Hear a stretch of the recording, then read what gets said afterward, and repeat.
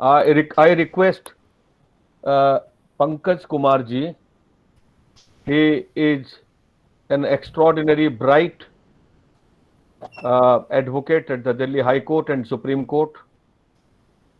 My interaction with him, although is very brief, but I'm quite convinced he is working for a cause, that cause of regularization, absorption of teachers.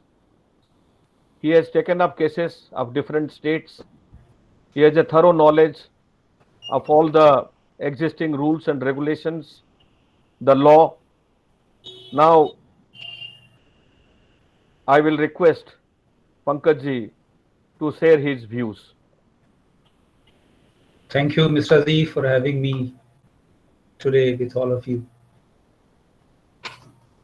Before starting, I would like to quote one of the observations made by Justice Ravindra Bhatt, who is now incumbent judge of Supreme Court. In one of a judgment dealing with the teachers' issue of regularization, he observed that in a completely rational society, the best of us would be teachers and the rest of us would have to settle for something else. One of the judges, Supreme Court judges, he understood the stature and the importance of a teacher in our society. He further says, it is not in everybody's ken to be a teacher. They play an extraordinary part in the lives of their pupil in shaping their thoughts and personality. Our society value teachers who are venerated to the same level of parents worthy of worship.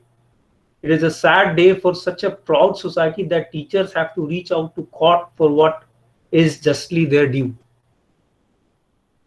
Justice was lamenting on the issues of teacher, and teachers are made to run to the court, or maybe the other word, made to do the protest for their legitimate due. Further observing in the same case, Justice Bhatt says that this court states that it is useful to recollect in the context of the present case that the security of teachers' tenure of employment and their tenure as commensurate with the role they play in society was recognized long ago and restated in the international level organization, United Nations Education, Social and Cultural Organization, UNESCO. Recommendations concerning the status of teacher 1966, over 51 years ago. The recommendations noted and outlined inter alia the following objectives: recognizing the essential role of teachers in educational advancement and the importance of their contribution to the development of man and modern society, concerned to ensure that teachers enjoy the status commensurate with this role. The recommendations substantively stated as follows: the stability of employment and security of tenure in the profession are essential in the interest of education as well as in that of teacher and should be safeguarded even when change in the organization or within a school system are made. Teachers should be adequately protected against arbitrary action affecting their professional standing or career. Highlighting the importance of the teacher, this judgment talked about the plight the ad hoc teachers, contractual teachers across the country are facing, and a suitable direction for regularization of the teachers were given in this case. I would like to say here that who is being benefited by this ad hocism in education? Kindly think of that. Undoubtedly, neither the teachers nor society. Only there are few persons who are having the arbitrary executive mind. They want to perpetuate this practice. For the same reason, you have your own UGC norms, which says that there should not be more than 10% ad hoc appointments of the sanctioned post.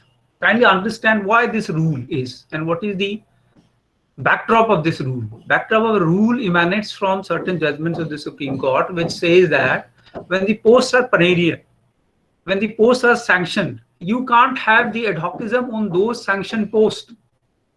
Ad hocism is essentially meant, or it was brought into the picture where the authority was not sure of the fact that how long they require your services. So ad hocism was introduced for this kind of contingency. Further, certain executive brain, they wanted to exploit the opportunity and they wanted to victimize certain person, do the arbitrary actions. They continued and perpetuated this illegality year to year, and then it went on. very same essence is reiterated in your own UGC norms that more than 10% cannot be the ad hoc appointment. That emanates from the principle of law, which says that in the perennial post, there cannot be unlimited ad hocism. There are certain judgments of Supreme Court which say that once the post is perennial, it may be 1 year or 2 year maximum. By that time, you have to appoint on the regular basis. But what has happened that if they kept on doing it year to year and then going for 5 years, 6 years, because they can use their arbitrary power, they can terminate somebody, they can take someone who is their favorite, and this kind of exploitation, favoritism can go on unabated. This is the main motto behind ad hocism, because if the policymaker had recognized this ad hocism, then UGC rule, this very clause would not have come. So we need to understand the depth of this clause of 10%. Now, talking about the two facets, one is the plight of those who are already serving as an ad hoc professor here for years together, and the other, the practice of this ad hocism in the future. Two facets we will take separately. Now the question arises that whether there is any legal impediment in regularization of the ad hoc employees. That is the first question which I would like to address on this issue.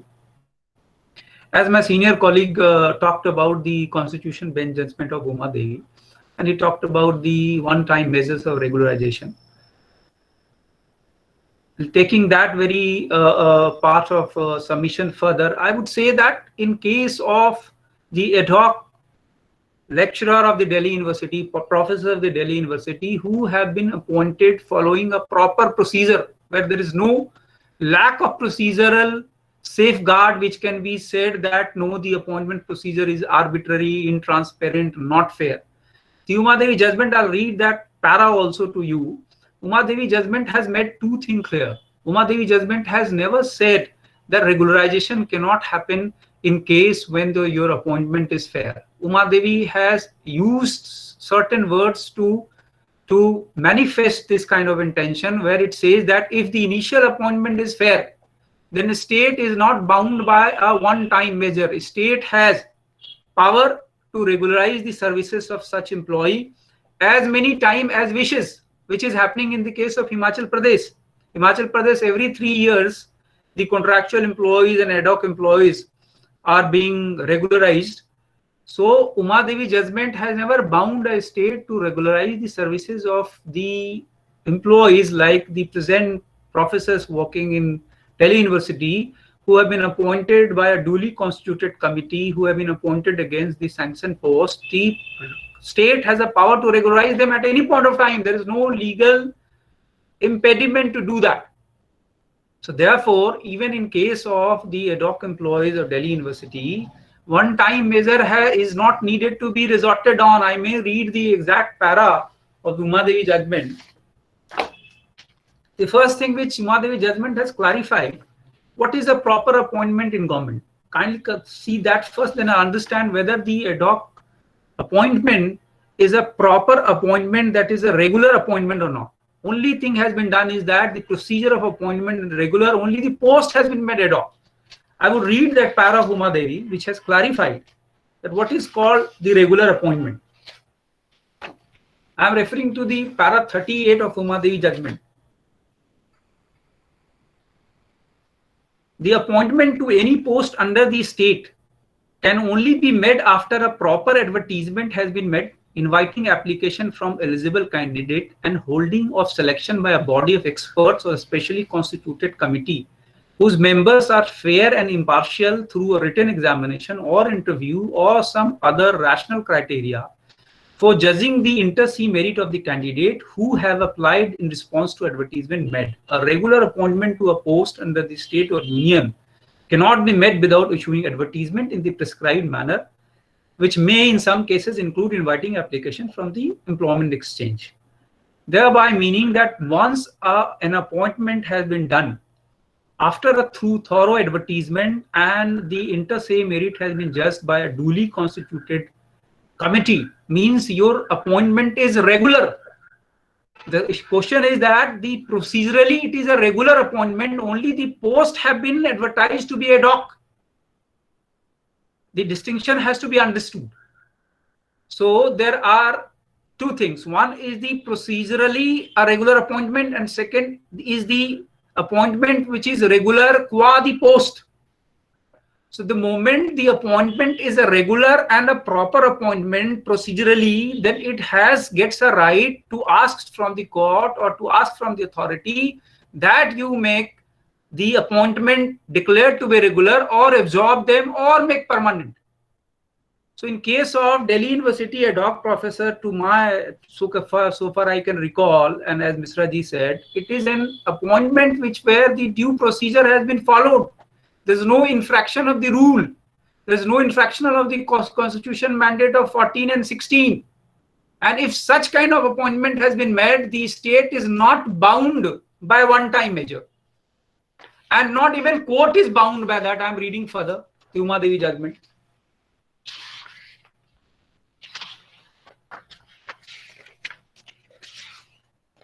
See, assuming that there had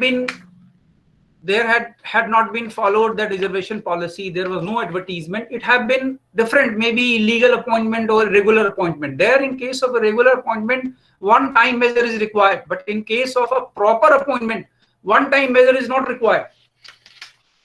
I'm reading from the Uma Devi judgment itself.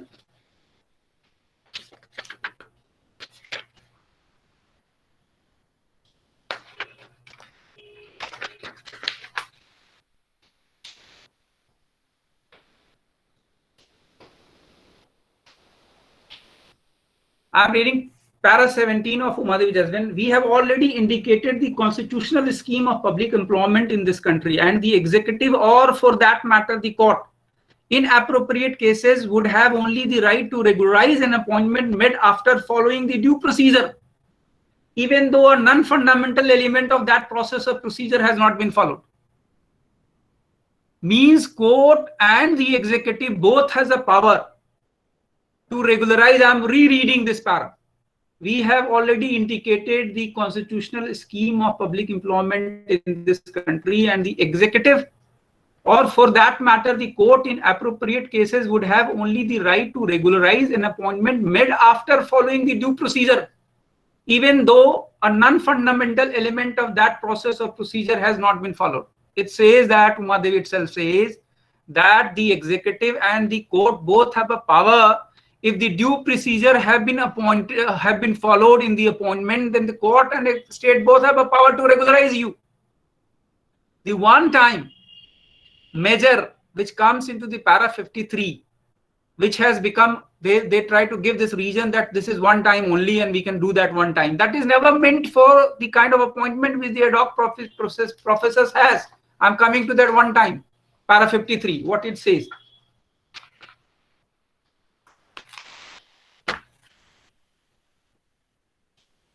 One aspect needs to be clarified. There may be cases where irregular appointment, not illegal appointment, as explained in S.V. Narayappa and R.N. Najudappa and B.N. Nagarajan, referred to in para 15 above, of duly qualified person in duly sanctioned back-end post might have been made, and the employees have continued to work for 10 years and more without the intervention of orders of the court and tribunal. Kindly minded. Noted that two elements, that is duly qualified person in duly sanctioned post, two elements, but not through open competition. Two requirement met by any categories of employee, ad hoc and contractual, that is they are duly qualified and against sanctioned post, but not through open competition, and have worked for 10 years. They have been termed to be an irregular employee.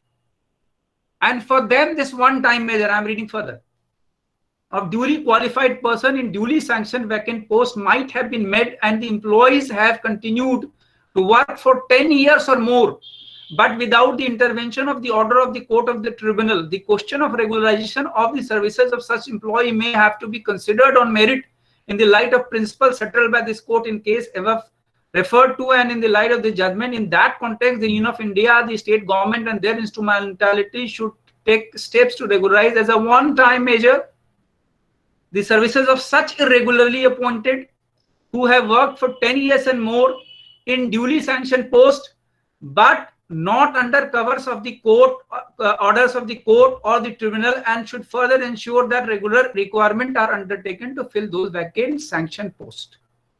This para 53 says two things, that if you have worked for 10 years, not coming through the open competition, which I'll refer to another judgment, which has clarified this Umadevi judgment, Supreme Court's another judgment, then you can be regularized as a one-time measure. What needs to be understood is that there are three kinds of appointment, even in ad hoc contractual. One is a regular appointment. Don't confuse it as a regular post. There are these two words are used vis-a-vis the procedure of appointment and the regular post. In your case, the procedure of appointment is regular, but post is not regular. It is ad hoc. Try and understand that. Now, this very judgment was further clarified that on what class of the employees this Umadevi judgment or this irregular one-time measures apply. Supreme Court itself clarified that. I'm coming to that.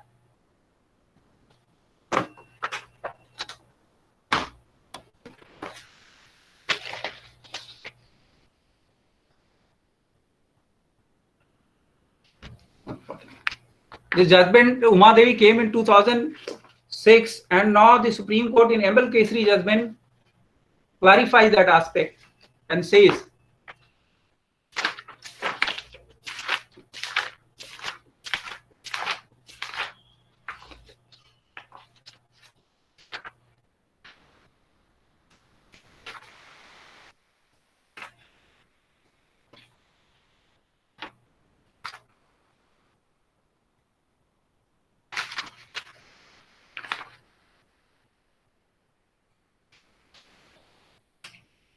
para 2 I am referring. The employee concerned should have worked for 10 years or more in duly sanctioned post without benefit or protection of the interim order of any court or tribunal. In other words, the state government or its instrumentality should have employed the employees and continued him in service voluntarily and continuously for more than 10 years. The appointment of such employees should not be illegal, even if irregular. Where the appointments are not made or continued against sanctioned post, or where the person appointed do not possess the prescribed minimum qualification, the appointment will be considered to be illegal. Is it clear now?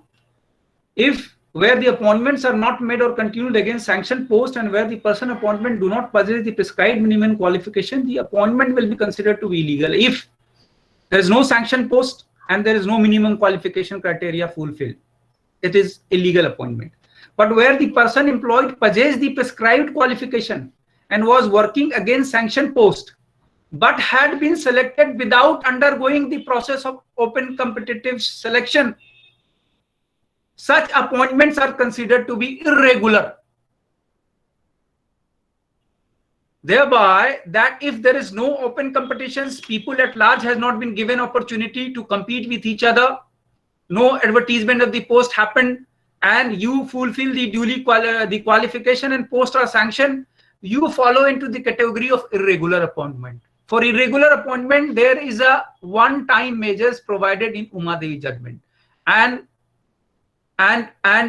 if any appointment can be termed to be so irregular, not having gone through the open competition in violation of Article 14 and 16, there only one-time measures can come into play, and in special circumstances the state can consider. In case of, so far my knowledge extent of the process of appointment of the ad hoc lecturer, it is in consonance of the rule, UGC guidelines, all minimum qualifications fulfilled, all eligible people have been given an opportunity to compete with. So this is an appointment which falls into the category which I have just read, that what is the proper appointment in Umadevi judgment itself.